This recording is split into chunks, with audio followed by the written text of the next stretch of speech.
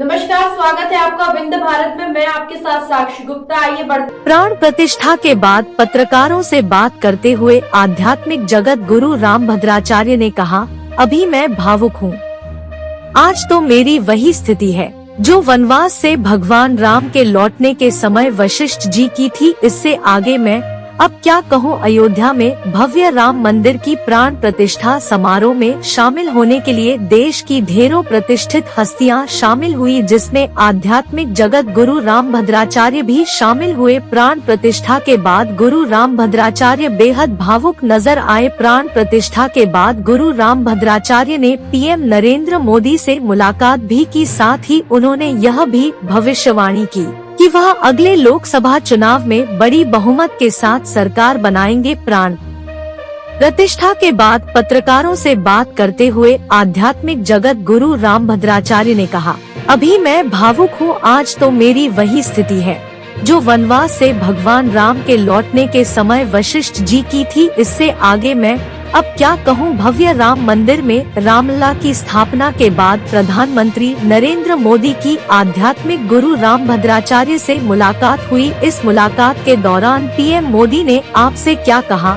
इस पर गुरु रामभद्राचार्य ने कहा, उन्होंने हमारा हालचाल लिया और पूछा, कहिए महाराज। फिर हमने कहा, आनंद है, आपका मंगल हो। आपने उन्हें क्या आशीर्वाद दिया।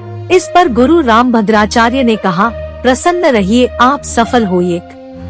या पीएम मोदी 2024 का लोकसभा चुनाव भी जीत जाएंगे और उन्हें कितनी सीट जीतेंगे।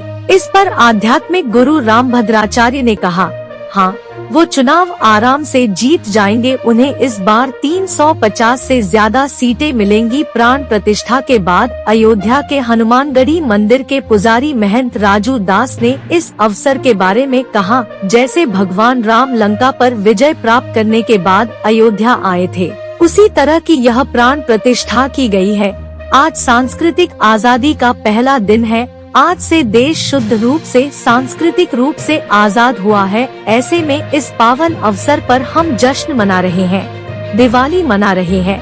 वहीं राम जन्मभूमि के मुख्य पुजारी आचार्य सत्येंद्र दास ने कहा, प्राण प्रतिष्ठा का आयोजन बहुत सुंदर ढंग से संपन्न हुआ, बड़ी शांति से और विधि विधान से रामलला की प्राण प्रतिष्ठा पूरी। अभी मैं भावुक हूँ। आज तो मेरी वही स्थिति है जो वनवास से राम जी के लौटे पर वशिष्ठ जी की स्थिति थी। इससे अधिक क्या कहूँ।